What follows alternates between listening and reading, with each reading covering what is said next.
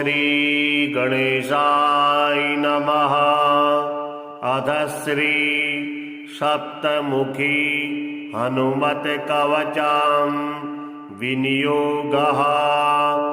ओम अस्य श्री सप्तमुखी वीर हनुमत कवच स्तोत्र मंत्रस्य नारद ऋषिः अनुष्टुप् छन्दः।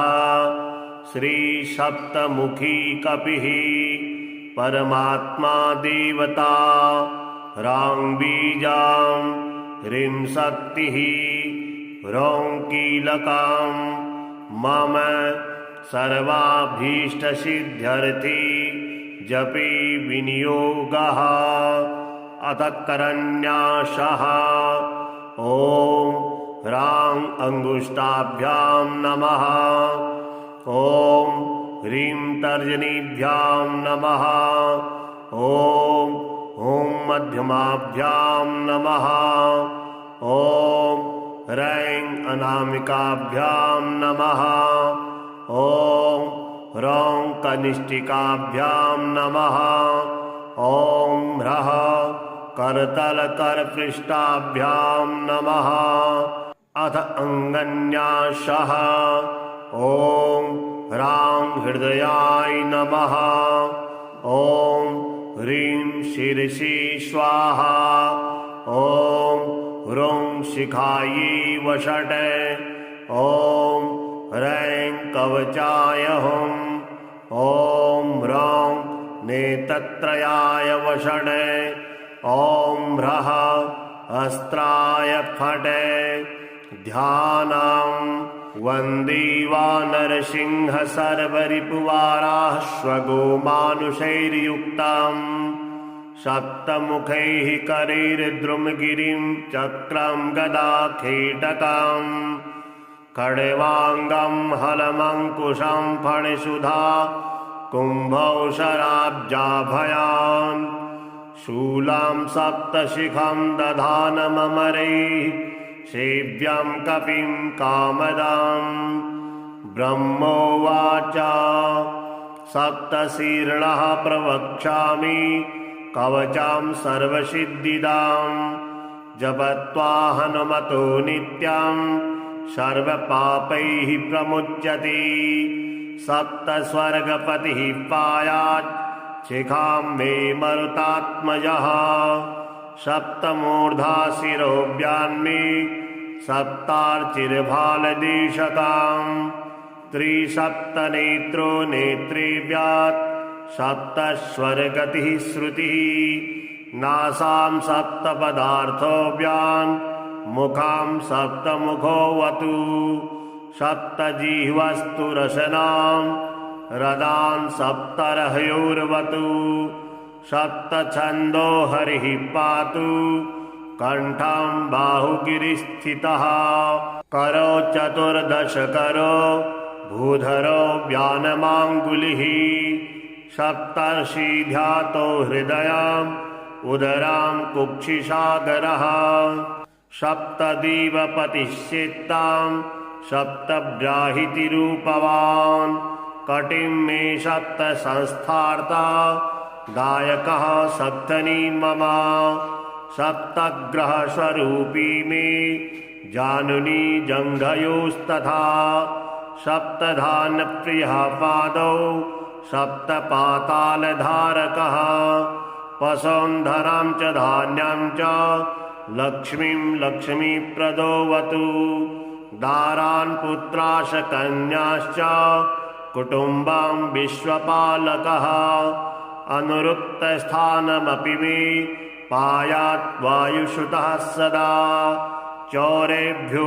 व्यालदृष्टिभ्यः शृङ्गिभ्यो भूतराक्षसात् दैत्येभ्योऽप्यथ यक्षेभ्यो ब्रह्मराक्षसजाद्भयात् द्रष्टा करालवदनो हनुमान् मां सदावतु परशस्त्रमन्त्रतन्त्रयन्त्र अग्निज्जलविद्युतः रुद्रांसः शत्रुसङ्ग्रामात् सर्वावस्थासु सर्वभृत् ॐ नमो भगवते सप्तवदनाय आद्यकपिमुखाय वीरहनुमते सर्वशत्रुसंहारणाय ठं ठं ठं ठं ठं ठं ठं ॐ नमः स्वाहा।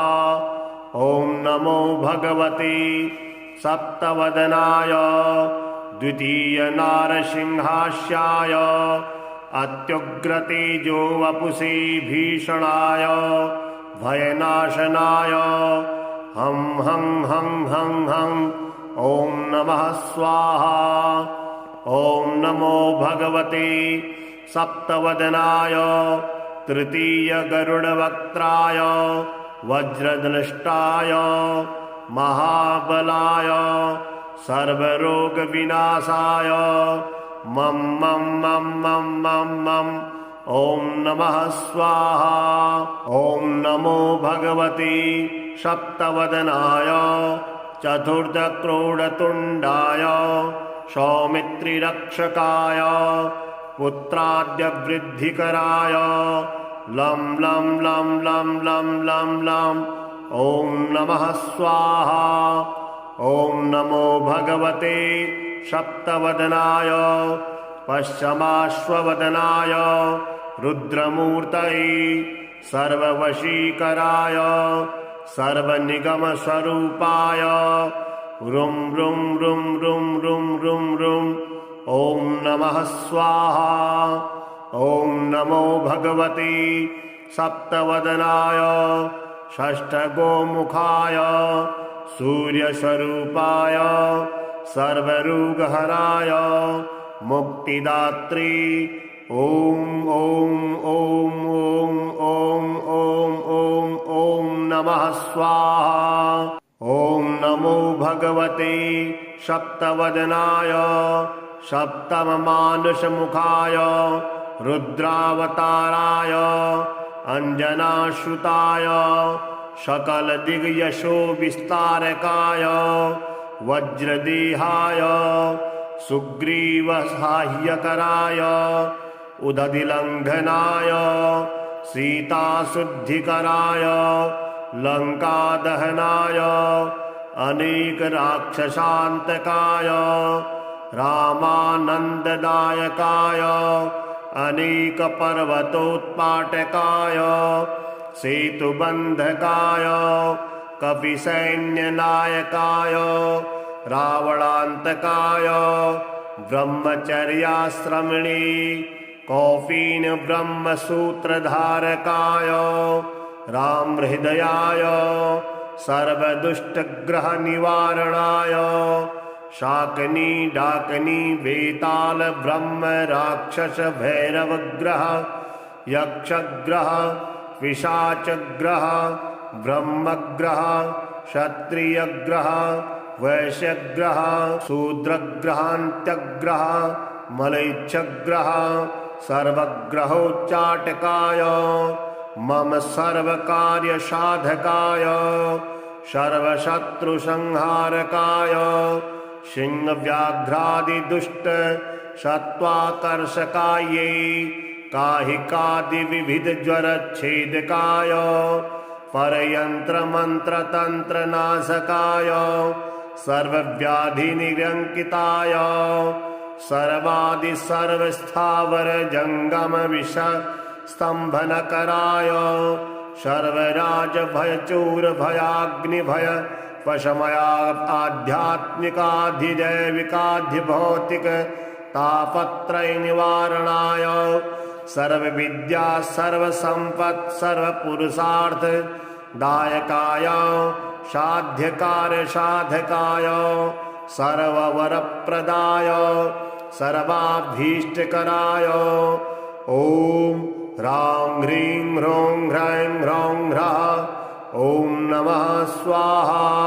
यैदं कवचं नित्यं सप्ताश्यस्य हनुमतः त्रिसन्ध्यं जपति नित्यं सर्वशत्रुविनाशनं पुत्रपौत्रप्रदं सर्वं सम्पद्राज्यप्रदं परं सर्वरोगहरं चायुः कीर्तिदं पुण्यवर्धनम् राजानां च वशं नीत्वा त्रैलोक्यविजयी भवेत्। इदं हि परमं गोप्यां देयं भक्तियुताय च, न देयं भक्तिहीनाय दत्त्वा शनिरयं व्रजेत्। नामानि सर्वाणि पवर्गदानि, रूपाणि विश्वानि च यस्य सन्ति, कर्माणि देवैरपि दुर्घटानि, तं मारुतिं सप्तमुखं प्रपद्ये। ॐ हं हनुमते नमः। सप्तशीर्षः प्रवक्ष्यामि कवचं सर्वसिद्धिदाम्। जपत्वा हनुमतो नित्यं सर्वपापैः प्रमुच्यते। सप्तस्वर्गपतिः पायात् शिखां मे मरुतात्मजः। सप्तमूर्धा शिरोव्यान्मे सप्तार्चिर्भालदेशताम्। त्रिसप्तनेत्रो नेत्रेव्यात् सप्तस्वर्गतिः श्रुतिः। नासां सप्तपदार्थोऽव्यान् मुखां सप्तमुखोऽवतु। सप्तजिह्वस्तु रसनां रदान् सप्तर्हयोर्वतु। सप्तछन्दो हरिः पातु कण्ठं बाहुगिरिस्थितः। करो चतुर्दश करो भूधरो व्यानमाङ्गुलिः। सप्तर्षि ध्यातो हृदयम् उदरां कुक्षिसागरः। सप्तदीपपतिश्चेत्तां सप्तब्राहितिरूपवान्। कटिं मे सप्तसंस्थार्ता दायकः सप्तनी मम। सप्तग्रहस्वरूपी मे जानुनी जङ्घयोस्तथा। सप्तधान्यप्रियः पादौ सप्तपातालधारकः। वसुन्धरां च धान्यां च लक्ष्मीं लक्ष्मीप्रदोऽवतु। दारान् पुत्राश्च कन्याश्च कुटुम्बं विश्वपालकः। अनुरुक्तस्थानमपि मे पायात् वायुसुतः सदा। चौरेभ्यो व्यालदृष्टिभ्यः शृङ्गिभ्यो भूतराक्षसात्। दैत्येभ्योऽप्यथ यक्षेभ्यो ब्रह्मराक्षसजाद्भयात्। द्रष्टा करालवदनो हनुमान् मां सदावतु। परशस्त्रमन्त्रतन्त्रयन्त्र अग्निज्जलविद्युतः।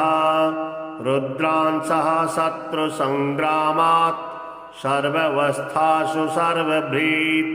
ॐ नमो भगवते सप्तवदनाय आद्यकपिमुखाय वीरहनुमते सर्वशत्रुसंहारणाय।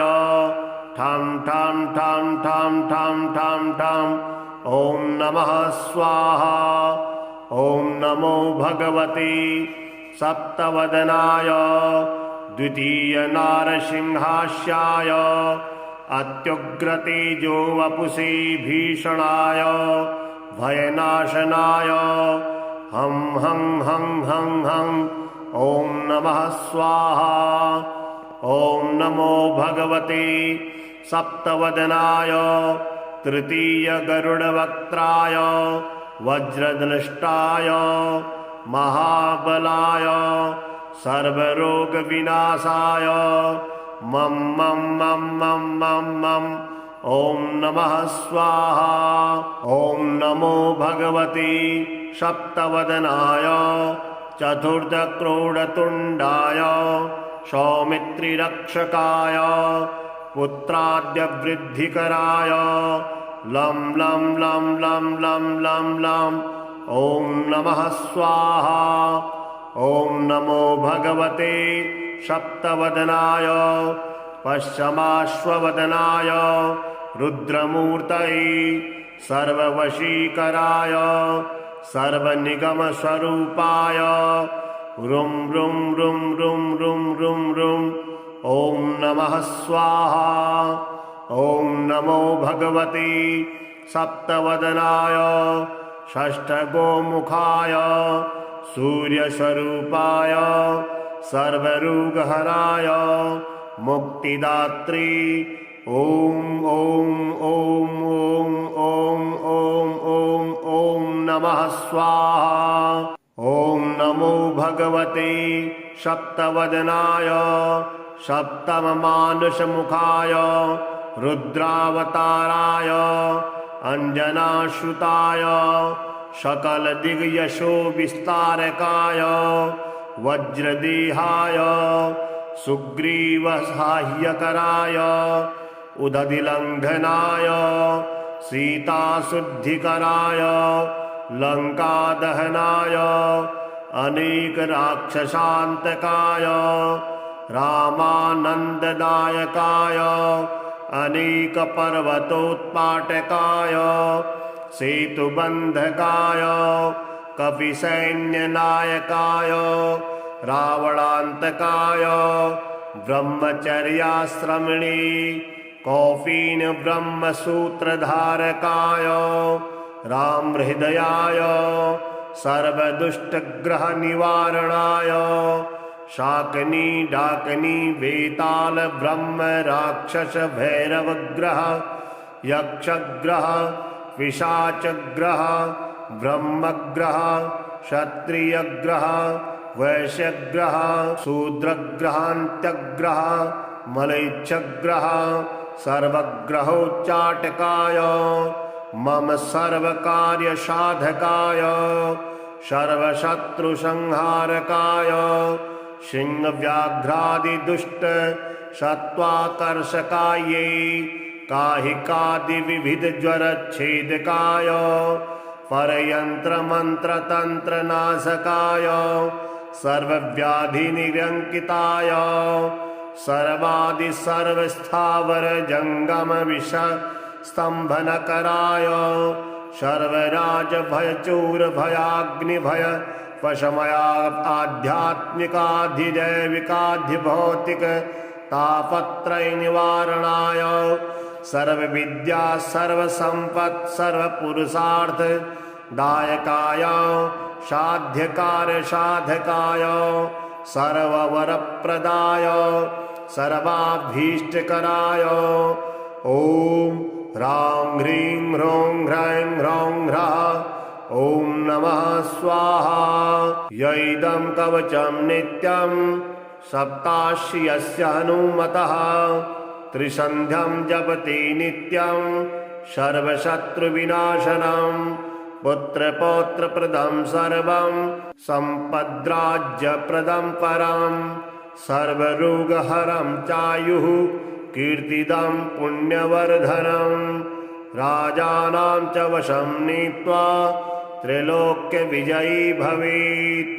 इदं हि परमं गोप्यं देयं भक्तियुताय च न देयं भक्तिहीनाय दत्त्वा शनिरयं व्रजेत्।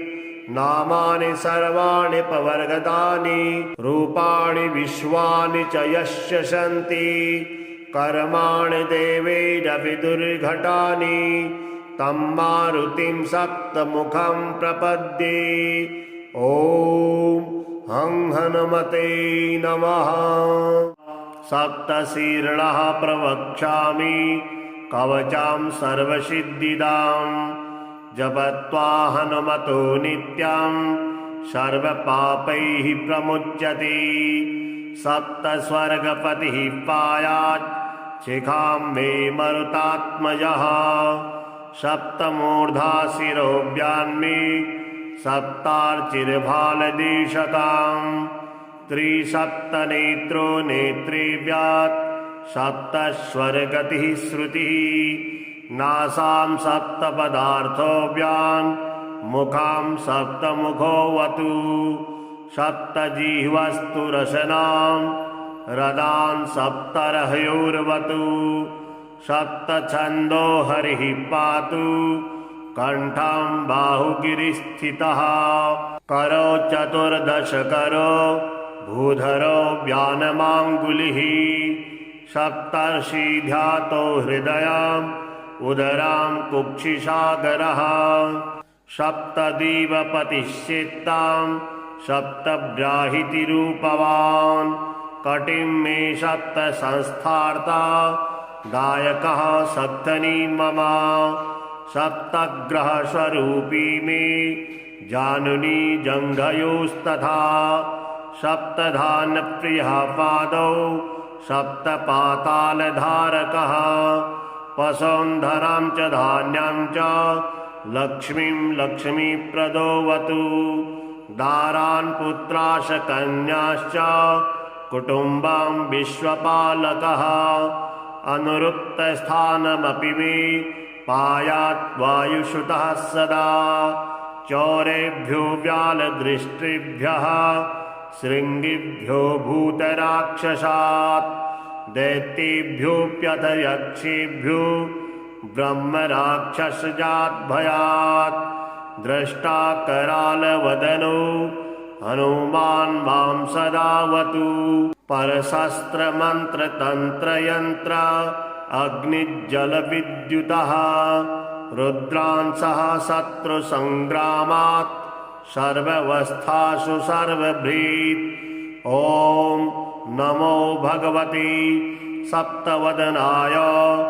आद्यकपिमुखाय वीरहनुमते सर्वशत्रुसंहारणाय ठं ठं ठं ठं ठं ठं ठं ॐ नमः स्वाहा ॐ नमो भगवते सप्तवदनाय द्वितीयनारसिंहास्याय अत्युग्रतेजो वपुषे भीषणाय भयनाशनाय हं हं हं हं हं ॐ नमः स्वाहा ॐ नमो भगवते सप्तवदनाय तृतीयगरुडवक्त्राय वज्रदृष्टाय महाबलाय सर्वरोगविनाशाय मं मं मं मं मं मं ॐ नमः स्वाहा ॐ नमो भगवते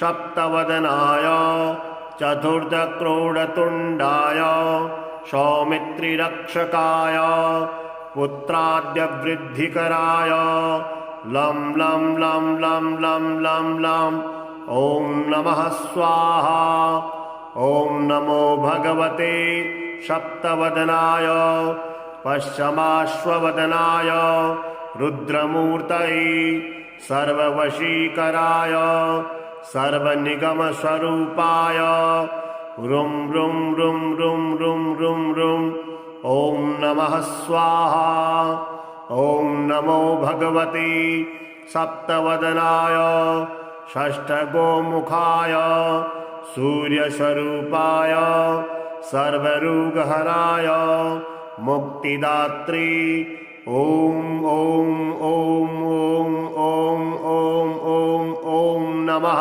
स्वाहा ॐ नमो भगवते सप्तवदनाय सप्तममानुषमुखाय रुद्रावताराय अंजनाश्रुताय सकलदिग्यशो विस्तारकाय वज्रदेहाय सुग्रीवसाह्यकराय उदधिलङ्घनाय सीताशुद्धिकराय लङ्कादहनाय अनेकराक्षसान्तकाय रामानन्ददायकाय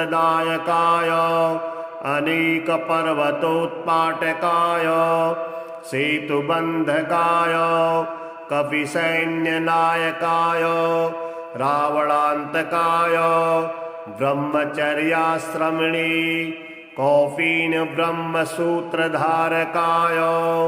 रामहृदयाय सर्वदुष्टग्रहनिवारणाय शाकनी डाकनी वेताल ब्रह्म राक्षस भैरवग्रह यक्षग्रह पिशाचग्रह ब्रह्मग्रह क्षत्रियग्रह वैश्यग्रह शूद्रग्रहान्त्यग्रह मलैच्छग्रह सर्वग्रहोच्चाटकाय मम सर्वकार्यसाधकाय सर्वशत्रुसंहारकाय सिंहव्याघ्रादिदुष्ट सत्त्वाकर्षकायै काहिकादिविविधज्वरच्छेदकाय परयन्त्रमन्त्रतन्त्रनाशकाय सर्वव्याधिनिरङ्किताय सर्वस्थावरजङ्गमविषस्तम्भनकराय सर्वराजभयचूरभयाग्निभय पशमया आध्यात्मिकाधिदैविकाधिभौतिक तापत्रय निवारणाय सर्वविद्या सर्वसंपत् सर्वपुरुषार्थ दायकाय साध्यकार्य साधकाय सर्ववरप्रदाय सर्वाभीष्टकराय ॐ ह्रां ह्रीं ह्रौं ह्रैं ह्रौं ह्रः ॐ नमः स्वाहा यैदं कवचं नित्यं सप्ताश्यस्य हनुमतः त्रिसन्ध्यं जपति नित्यं सर्वशत्रुविनाशनं पुत्रपौत्रप्रदं सर्वं सम्पद्राज्यप्रदं परं सर्वरोगहरं चायुः कीर्तिदं पुण्यवर्धनं राजानां च वशं नीत्वा त्रैलोक्यविजयी भवेत् इदं हि परमं गोप्यं देयं भक्तियुताय च न देयं भक्तिहीनाय दत्त्वा शनिरयं व्रजेत् नामानि सर्वाणि पवर्गतानि रूपाणि विश्वानि च यस्य सन्ति कर्माणि देवैरपि दुर्घटानि तं मारुतिं सप्तमुखं प्रपद्ये ॐ हं हनुमते नमः सप्तशीर्षः प्रवक्ष्यामि कवचं सर्वसिद्धिदां जपत्वा हनुमतो नित्यं सर्वपापैः प्रमुच्यते सप्तस्वर्गपतिः पायात् शिखां मे मरुतात्मजः सप्तमूर्धा शिरोव्यान्मे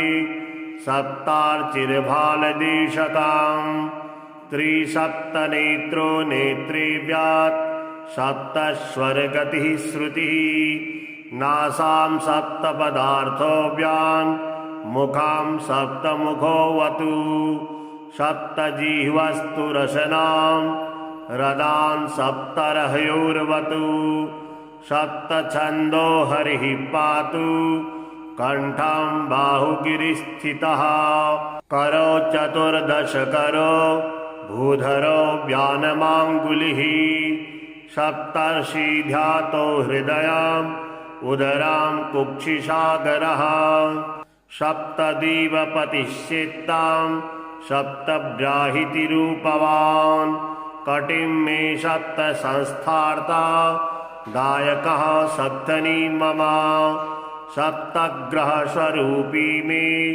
जानुनी जङ्घयोस्तथा सप्तधान्यप्रियः पादौ सप्तपातालधारकः वसुन्धरां च धान्यं च लक्ष्मीं लक्ष्मीप्रदोऽवतु दारान् पुत्राशकन्याश्च कुटुम्बं विश्वपालकः अनुरुक्तस्थानमपि मे पायात् वायुसुतः सदा चौरेभ्यो व्यालदृष्टिभ्यः शृङ्गिभ्यो भूतराक्षसात् दैत्येभ्योऽप्यथ यक्षेभ्यो ब्रह्मराक्षसजाद्भयात् द्रष्टा करालवदनो हनुमान् मां सदावतु परशस्त्रमन्त्रतन्त्रयन्त्र अग्निज्जलविद्युतः रुद्रान् सह शत्रुसङ्ग्रामात्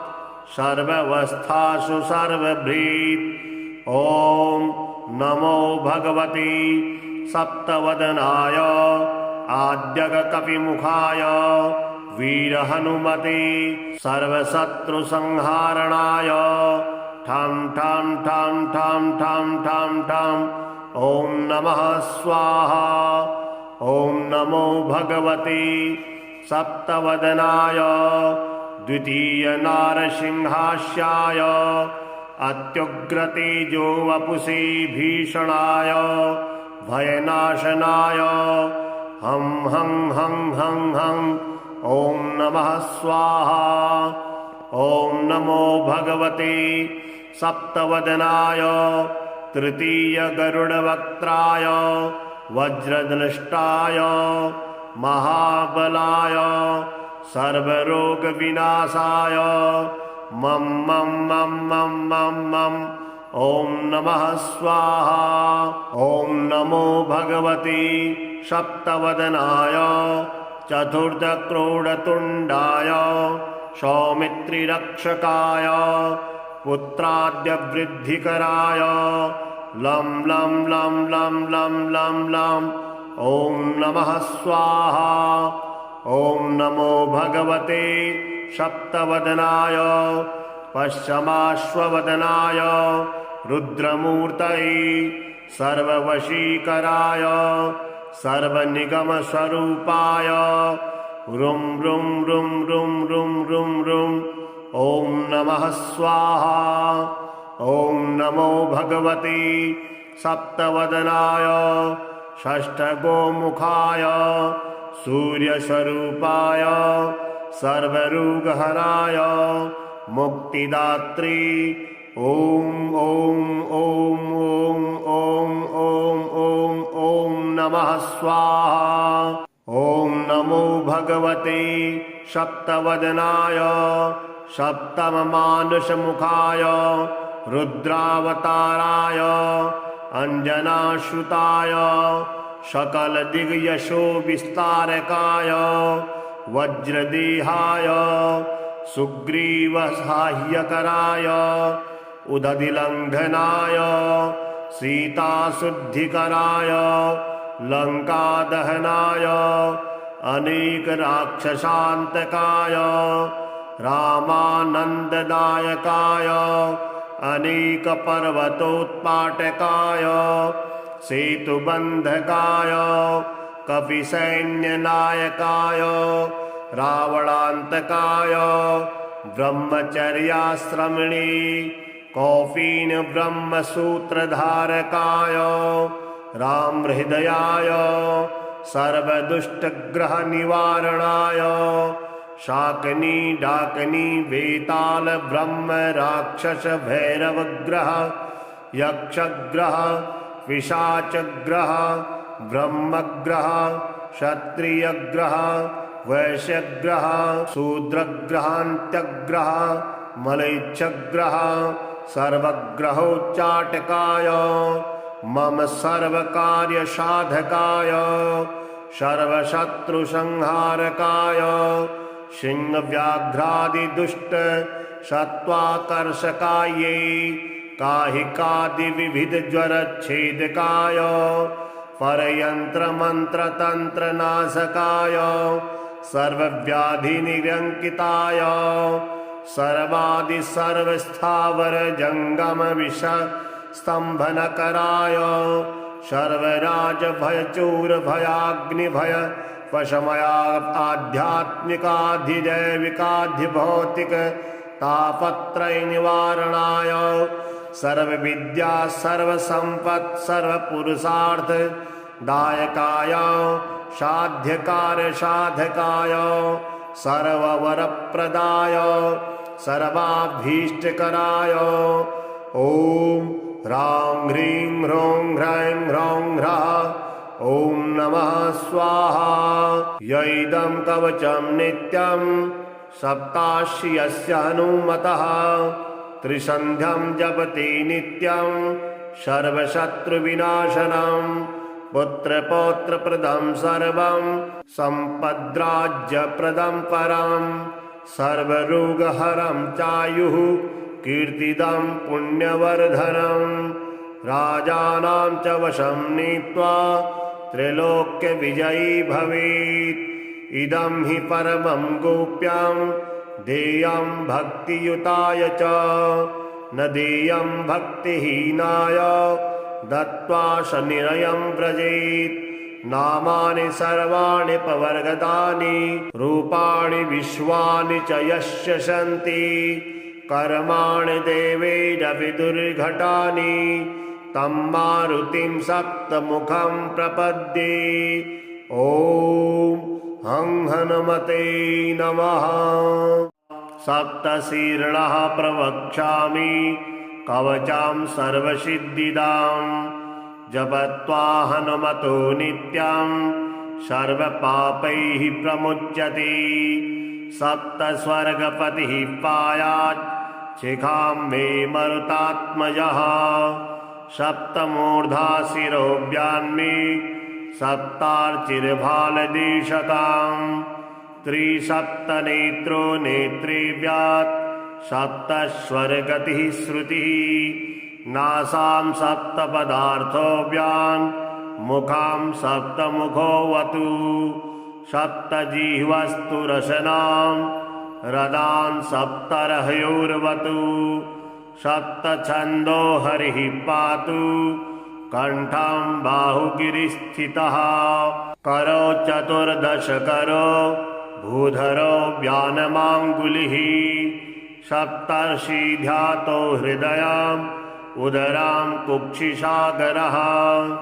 सप्तदीपपतिश्चेत्तां सप्तब्राहितिरूपवान्। कटिं मे सप्तसंस्थार्ता दायकः सप्तनी मम। सप्तग्रहस्वरूपी मे जानुनी जङ्घयोस्तथा। सप्तधान्यप्रियः पादौ सप्तपातालधारकः। वसुन्धरां च धान्यं च लक्ष्मीं लक्ष्मीप्रदोऽवतु। दारान् पुत्राश्च कन्याश्च कुटुम्बं विश्वपालकः। अनुरुक्तस्थानमपि मे पायात् वायुसुतः सदा। चौरेभ्यो व्यालदृष्टिभ्यः शृङ्गिभ्यो भूतराक्षसात्। दैत्येभ्योऽप्यथ यक्षेभ्यो ब्रह्मराक्षसजाद्भयात्। द्रष्टा करालवदनो हनुमान् मां सदावतु। परशस्त्रमन्त्रतन्त्रयन्त्र अग्निज्जलविद्युतः। रुद्रांशः शत्रुसङ्ग्रामात् सर्वावस्थासु सर्वभृत्। ॐ नमो भगवते सप्तवदनाय आद्यगकपिमुखाय वीरहनुमते सर्वशत्रुसंहारणाय। ठं ठं ठं ठं ठं ठं ठं। ॐ नमः स्वाहा। ॐ नमो भगवते सप्तवदनाय द्वितीयनारसिंहास्याय अत्युग्रतेजो वपुषे भीषणाय भयनाशनाय। हं हं हं हं हं। ॐ नमः स्वाहा। ॐ नमो भगवते सप्तवदनाय तृतीयगरुडवक्त्राय वज्रदृष्टाय महाबलाय सर्वरोगविनाशाय मं मं मं मं मं मं। ॐ नमः स्वाहा।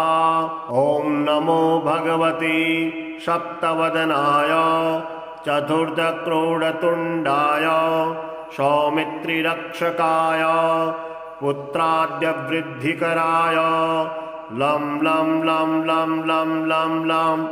ॐ नमः स्वाहा। ॐ नमो भगवते सप्तवदनाय पश्चिमाश्ववदनाय रुद्रमूर्तये सर्ववशीकराय सर्वनिगमस्वरूपाय रुं रुं रुं रुं रुं रुं रुं। ॐ नमः स्वाहा। ॐ नमो भगवते सप्तवदनाय षष्ठगोमुखाय सूर्यस्वरूपाय सर्वरोगहराय मुक्तिदात्री। ॐ ॐ ॐ ॐ ॐ ॐ ॐ ॐ नमः स्वाहा। ॐ नमो भगवते सप्तवदनाय सप्तममानुषमुखाय रुद्रावताराय अंजनाश्रुताय सकलदिग्यशो विस्तारकाय वज्रदेहाय सुग्रीवसाह्यकराय उदधिलङ्घनाय सीताशुद्धिकराय लङ्कादहनाय अनेकराक्षसान्तकाय रामानन्ददायकाय अनेकपर्वतोत्पाटकाय सेतुबन्धकाय कपिसैन्यनायकाय रावणान्तकाय ब्रह्मचर्याश्रमिणे कौफीन ब्रह्मसूत्रधारकाय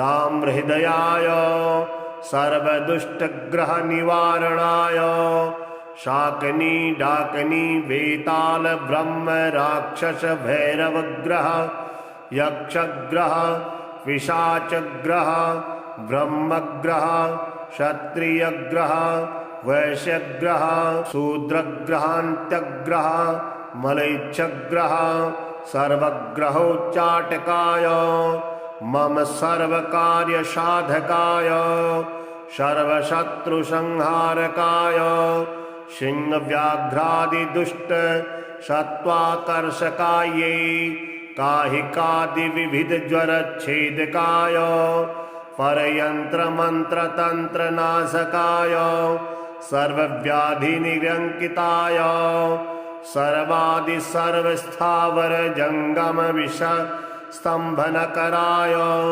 सर्वराजभयचूरभयाग्निभय वशमया आध्यात्मिकाधिदैविकाधिभौतिक तापत्रयनिवारणाय सर्वविद्या सर्वसम्पत् सर्वपुरुषार्थ दायकाय साध्यकार्यसाधकाय सर्ववरप्रदाय सर्वाभीष्टकराय ॐ ह्रां ह्रीं ह्रौं ह्रैं ह्रौं ह्रः ॐ नमः स्वाहा यैदं कवचं नित्यं सप्ताश्यस्य हनुमतः त्रिसन्ध्यं जपति नित्यं सर्वशत्रुविनाशनं पुत्रपौत्रप्रदं सर्वं सम्पद्राज्यप्रदं परं सर्वरोगहरं चायुः कीर्तिदं पुण्यवर्धनं राजानां च वशं नीत्वा त्रैलोक्यविजयी भवेत् इदं हि परमं गोप्यं देयं भक्तियुताय च न देयं भक्तिहीनाय दत्त्वा शनिरयं व्रजेत् नामानि सर्वाणि पवर्गदानि रूपाणि विश्वानि च यस्य सन्ति कर्माणि देवैरपि दुर्घटानि तं मारुतिं सप्तमुखं प्रपद्ये ॐ हं हनुमते नमः।